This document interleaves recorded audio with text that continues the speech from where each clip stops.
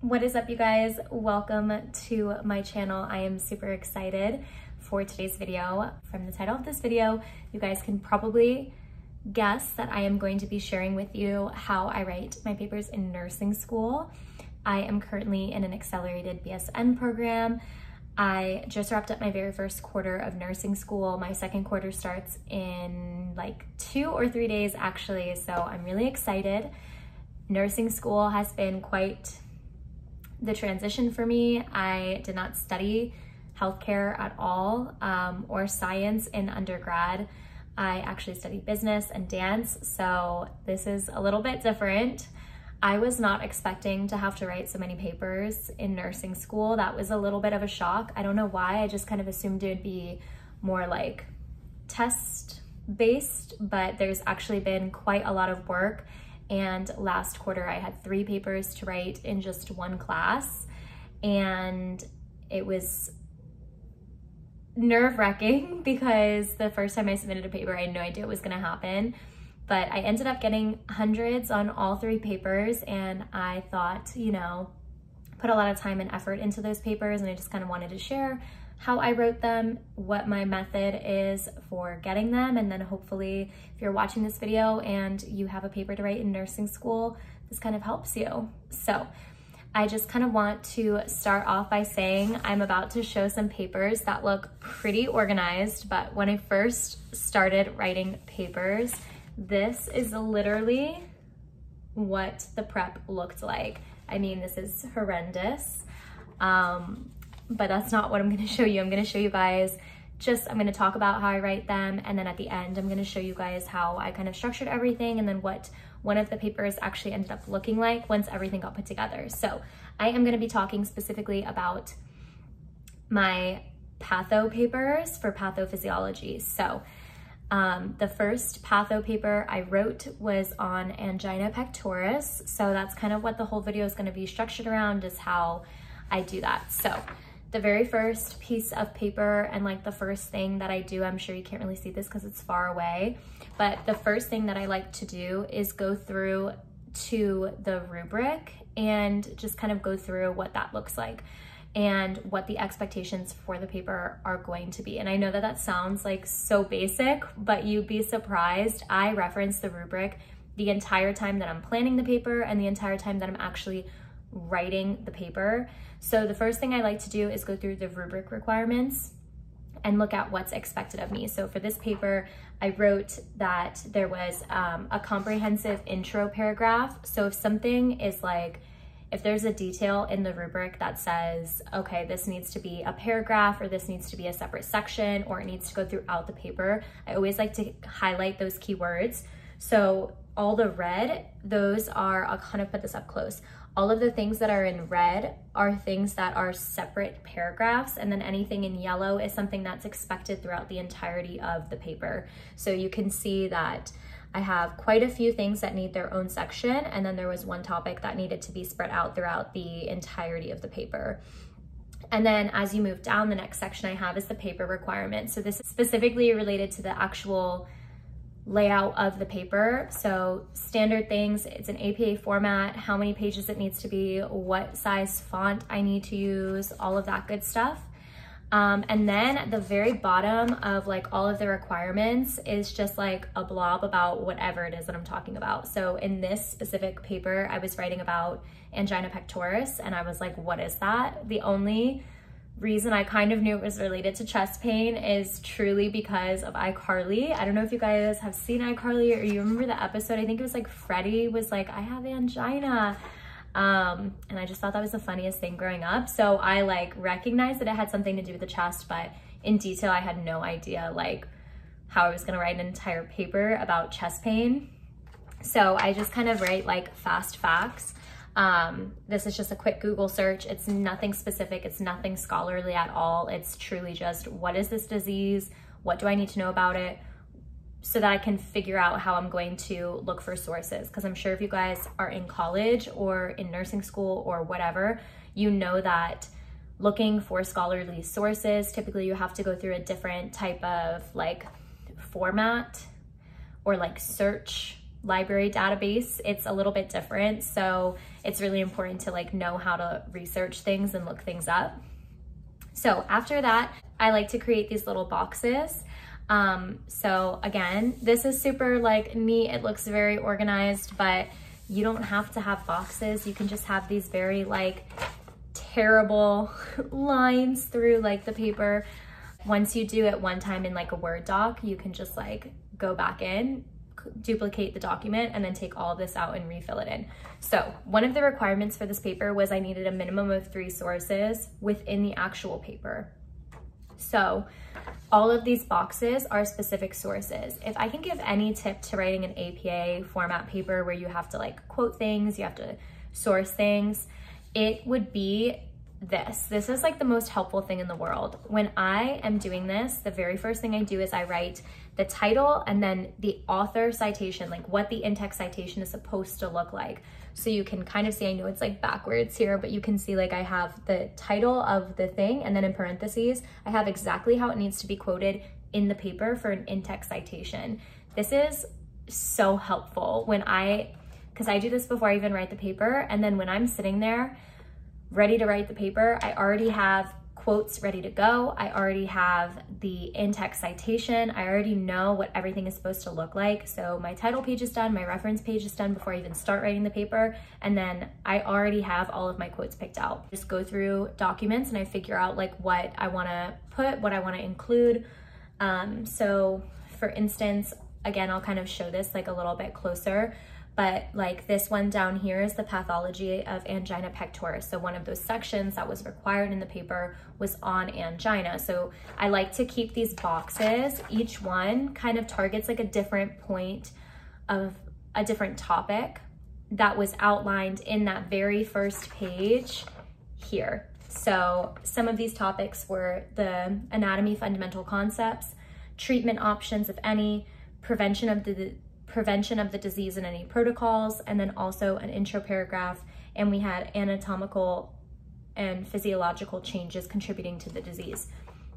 And the pathology was also part of that. I don't know why I didn't like include that down. I guess maybe just because in my head I was like, it's patho class, I'm gonna obviously be writing about like the pathology. So I have the pathology. I also have the physiology. That was like it's like a separate section. Up here is angina and its management. So that kind of falls into like treatment protocols. And then we also have just like a topic called angina, and this was just like a completely more of like an overview for what that was. And that's kind of this very first page.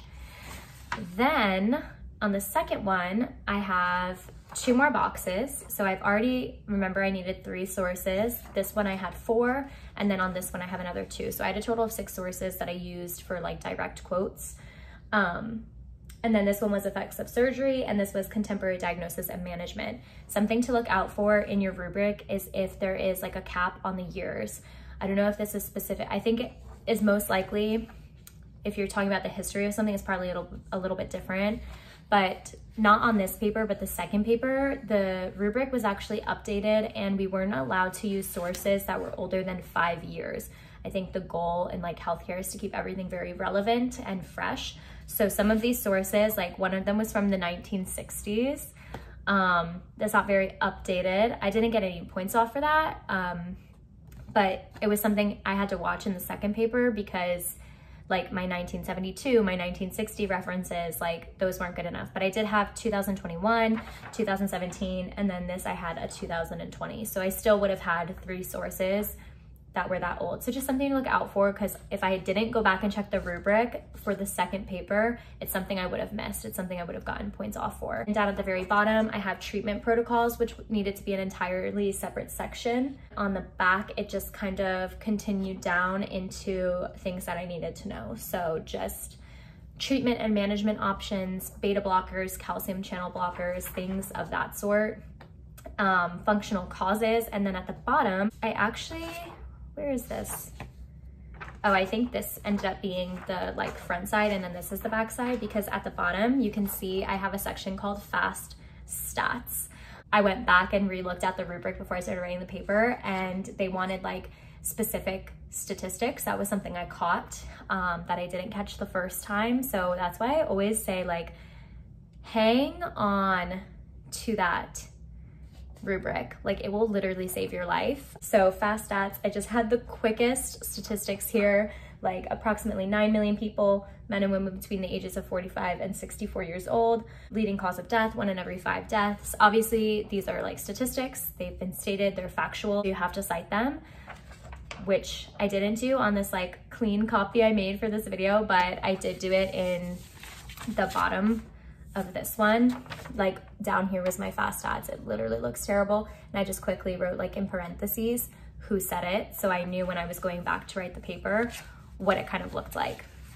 So once you finish all of this, I think a great way to kind of approach the papers too is, I actually wrote my papers the day before they were due.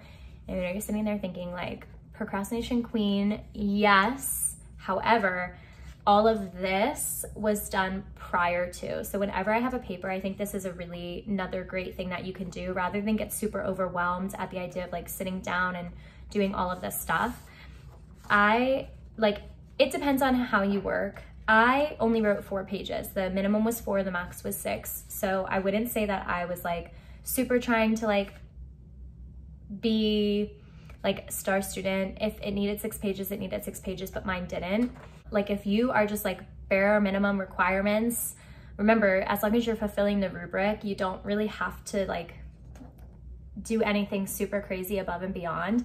So if I was doing this again, you can just make boxes for exactly how many sources that you need to write the paper, like what is required of you. And then each day you can just do 1 different box. And then at the end of the week, let's say it takes you a week to write the paper, but really it only took you like 45 minutes every single day because you just sat down and you did it in little bits and pieces. And then when you sat down to write the paper, it only took an hour because you already had all of the information. It was just summarizing the information, explaining it, doing whatever it is that's kind of expected of you in the paper.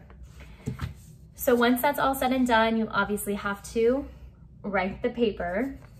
So this is a printed copy of my paper. I did change some of this stuff here just because I don't want to disclose where I'm going to school and like my professor's information and things like that. So we were required to have a running head. I think it's truly just dependent. I had papers that I had to write in other classes where the running head wasn't required. But this class specifically said running head. So that was a note that I had on paper requirements in the second box here. And then page numbers. So if you print from Google Docs, make sure that if you have to turn in a printed paper, but if you do, just make sure that you change it to a PDF, because otherwise it like prints this weird link at the bottom. I don't know why it does that. I printed straight from Google Docs, not from the PDF. So, and then just the title of my paper, Pathophysiology of Angina Pectoris, my name, professor, the class, and then your university or college name that you're attending. And then we also needed like titles. So in APA, the very first title gets indented with that first paragraph, and then the rest of them just go out to the side. Google Docs is great though, because I wrote a paper in undergrad and I wrote it in Microsoft Word. I don't know what happened to this day. I closed my laptop at the end of the night because it had to be printed. And I woke up the next morning and opened my laptop and my entire screen was like glitched. I don't know, like that black screen with like purple and green static. And I failed. Like, I got an F on the paper because I had like no excuse as to why I didn't print it like then and there, and there was no way I could access it. So that really sucked. My professor was not the worst. No, my professor was not the best.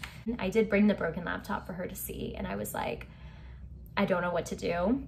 Like, everything I got was lost, which is another reason that I didn't type this in the first place. Like, I typed it for this video because I think that this structure works really well. Again, I don't think you have to type it. You can just write it out. But like, at least if this had happened in undergrad when I was like doing this, I would have had this and I would have had the entire paper. I would have just had to like rewrite it, and it wouldn't be exact, but I wouldn't be without it. but Google Docs is great because it automatically saves everything that you're doing. And then it's super convenient because you can open it from anywhere. So like if that had happened, I could have just been like, oh my gosh, I can just log in at the school computer and I can print it out. Word does not do that because at that time, I mean, maybe it does now, I don't use it anymore because of that, but at the time, you had to use Word on your computer. It was downloaded software. So if you didn't share it or save it or whatever, I know that there's like OneDrive now. Don't come for me if you like Microsoft Word. I did too. I just don't use it anymore. I'm like a Google Docs gal. One thing you want to make sure you're doing when you're writing your paper is that if you do have to print it, you just want to make sure your reference page starts on a completely new page. So even if your 4th or 5th page ends like with this much and then you have like all of this space before the 2nd page, make sure you're not starting the reference until the last page, like it needs its own section. And also make sure that your references are in alphabetical order, because if they're not, you can get points off. I think that really that's the correct way to do it, but some professors probably don't care. That's pretty much like how I structure my papers in nursing school. Like I said, I don't think I'm like super crazy expert or anything. I do significantly well on all of my papers throughout the quarter. I'm gonna continue using this method, and I just thought this might be super helpful to someone who maybe is struggling or doesn't really know how to structure their papers, or just wants to know like a good way to prepare to write a paper. This just has worked really well for me. It's super great if you're trying to figure out how to manage your time. I just don't have a lot of time to sit down and like write a paper. I know I said I wrote my paper the day before, but that's just because my schedule is so jammed packed that between work and school, I have like no time to do anything. So this is super great because it's something I can do. Like if I'm at the studio and I have a 45-minute break in between classes one day, I can do like research on one topic and I can be productive and get something done, but I don't have to feel bad that I didn't like write an entire paper in that time frame. Like I did something, I contributed to it, and that's really great. I am super excited to start sharing more content as it specifically relates to nursing school, just my everyday life as a dance teacher and choreographer. That's what I do full time in addition to going to nursing school. And yeah, just kind of living life. So if you guys like this video, definitely be sure to give it a thumbs up and hit that subscribe button so you don't miss any other videos. Super close. This is just what that final paper looked like that I was referencing throughout the video. And this is just an example page from the paper of what it looks like.